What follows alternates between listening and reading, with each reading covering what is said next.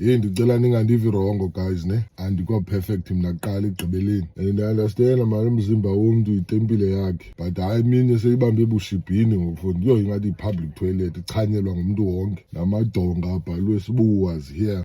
But ke asikho lapho namhlanje guys, hayi singayithethelela yona shem, but hayi i-tongue ring inayo mani element yobuvrawusha. Andijaji mntu guys ne-parenting skills zabazali bakhe, but hayi zonke ezanto eziyana mani ne-nose ring iba ngathi umntu ulusu kum mani uphuma kwikhaya elingena hayi. Andisathethi ke ngeza-homemade tattoos, umntu ufike ubhalwe igama lendoda yakhe yakudala okanye labhabhathani lilapha phezu komsintsila, ufike ligoso ligreen kulaa dogi vele uqome akho bantu apha. Ndikhumbula the first time qala ubona le-clit ring mos leyipha kwichifichifi, azange ndothuke kanje efondini. Zezanto bemele uba uyazidisclose manezi yakaphaa kwi-talking stage, cause ndothuka sekulethi mos mna ngoku sesilapha fondini and ijana ibuye ngamva and it's not like ayilazi icici mos. But ke kusemhlabeni apha man guys, umntu makabe yile nto afuna uba yiyo, as long as bayi-happy yena ngomzimba wakhe netempile yakhe, noba bayichamela mahala ke abanye ingathi yi-public toilet.